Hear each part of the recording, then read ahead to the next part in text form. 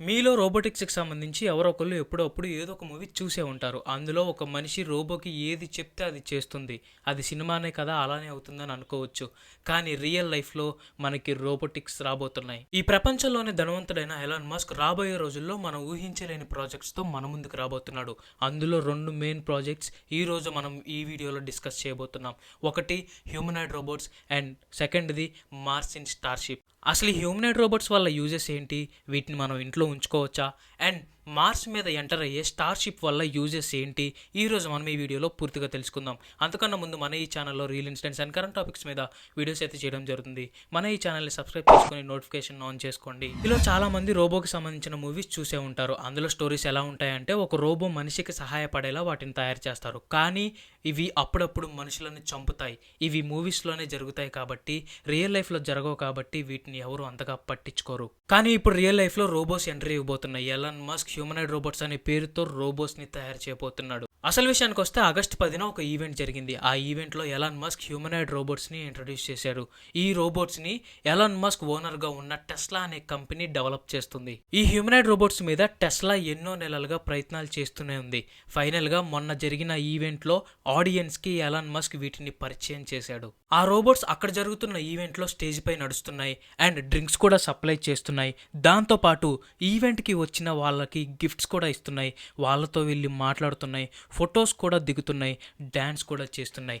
ఈ విధంగా ఆ ఈవెంట్లో హ్యూమనాయిడ్ రోబోట్స్ హంగామా చేసేసాయి. ఎలాన్ మస్క్ అప్పుడు ఆ ఈవెంట్లో ఇంకొక విషయం ఏమన్నారంటే, ఈ రోబోట్స్ మీతో కలిసి నడుస్తాయి, మీ డాగ్స్ని వాకింగ్కి తీసుకెళ్తాయి, మీకు కావాల్సిన గ్రోసరీస్ని తీసుకువస్తాయి అండ్ మీ పిల్లల్ని కేరింగ్గా చూసుకుంటాయి అండ్ మీ గార్డెన్లో పెరిగిన గ్రాస్ని కూడా కట్ చేస్తాయని చెప్పారు. ఆ ఈవెంట్లో ఒక వీడియో కూడా మనకు ప్లే చేసి చూపించారు. ఆ వీడియోలో రోబోస్ ఏం చేస్తున్నాయంటే డెలివరీ వచ్చిన పార్సిల్ని తీసుకుంటుంది, మొక్కలకి నీళ్లు పోస్తుంది, టేబుల్ని క్లీన్ చేస్తుంది, మనుషులకి డ్రింక్స్ సర్వ్ చేస్తుంది, గ్రోసరీస్ని తీసుకొస్తుంది. సో ఆ విధంగా ఆ వీడియోలో రోబో మనకి కనిపించింది. ఫైనల్లీ ఎలాన్ మస్క్ గారు ఏం చెప్పారంటే, ఈ రోబో మీరు ఏం చెప్పినా చేస్తుంది, వీటికి ఆప్టిమస్ అని పేరు పెట్టాం అండ్ ఈ రోబోస్ని ఎవరైనా కొనుక్కోవచ్చు. ఇంకా కొన్ని సంవత్సరాల్లో ఇవి అవైలబుల్గా ఉంటాయి. వీటి ఖరీదు 15 నుంచి 20 లక్షల దాకా అండ్ 15 నుంచి 30 లక్షల దాకా వేరియేషన్స్లో ఈ రోబోస్ ఉంటాయని చెప్పారు. సెకండ్ పాయింట్కి వస్తే మార్స్ స్టార్‌షిప్. ఈ స్టార్‌షిప్ యొక్క ముఖ్య ఉద్దేశం ఏంటంటే, మనం బతుకుతున్న ఈ భూమికి కొన్ని కోట్ల సంవత్సరాల చరిత్ర ఉంది. ఈ భూమి మీద 54 కోట్ల సంవత్సరాల క్రితం నుంచి కొన్ని ప్రాణులు నివసించడం మొదలుపెట్టాయి. ఆ తర్వాత ఈ భూమి మీద జరిగిన కొన్ని సమస్యల వల్ల 99.9% ప్రాణులు అంతరించిపోయాయి. ఆ సమస్య ఏంటంటే 6.5 కోట్ల సంవత్సరాల క్రితం ఒక ఆస్ట్రాయిడ్ వచ్చి మన భూమికి ఢీకొట్టడం జరిగింది. ఈ ప్రమాదంలోనే ఇది జరిగింది. అండ్ ఇంకొక పాయింట్ ఏంటంటే, ఇదే ప్రమాదంలో డైనోసార్స్ కూడా అంతరించడం జరిగింది. ప్రస్తుతం ఈ భూమి మీద కేవలం 0.1% ప్రాణులు మాత్రమే ఉన్నాయి. ఈ 0.1% ప్రాణుల్లోనే ఈ మనుషులు కూడా ఉన్నారు. ఇంకోసారి ఇలాంటి ఆస్ట్రాయిడ్ మన భూమి మీదకి వస్తే మనుషులు కూడా అంతరించిపోతారేమో అని ఎలాన్ మస్క్ అనుకున్నారు. అందుకే మనిషి జాతిని కాపాడటానికి ఎలాన్ మస్క్ ఒక ప్రాజెక్ట్ స్టార్ట్ చేశారు. ఈ ప్రాజెక్ట్ యొక్క మెయిన్ టార్గెట్ ఏంటనంటే, మనం భూమి మీద ఎలా అయితే నివసిస్తున్నామో మార్స్ గ్రహం మీద కూడా మనం నివసించాలని ఎలాన్ మస్క్ అనుకున్నారు. అలా జరగాలి అంటే ఎర్త్ మీద నుంచి మార్స్కి వెళ్లాల్సిందే.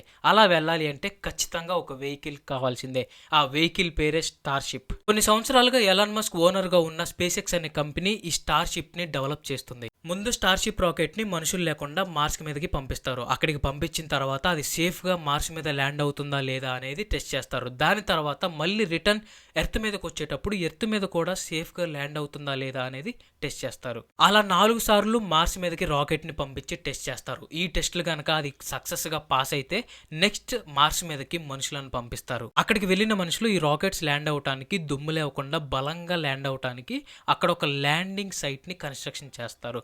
అప్పుడు ఈ రాకెట్స్ ఏవైతే ఎర్త్ మీద నుంచి మార్స్ మీదకి వెళ్తాయో అవి చాలా సేఫ్గా ల్యాండ్ అవుతాయి. సో నెక్స్ట్ 2 ఇయర్స్లో ఈ స్టార్‌షిప్ అనేది మార్స్ మీదకి వెళ్ళబోతుంది. ఎందుకు 2 ఇయర్స్ అంటే 24 మంత్స్కి ఒకసారి ఈ మార్స్ అనే గ్రహం మన ఎర్త్కి క్లోజ్గా అవుతుంది, దగ్గరగా వస్తుంది.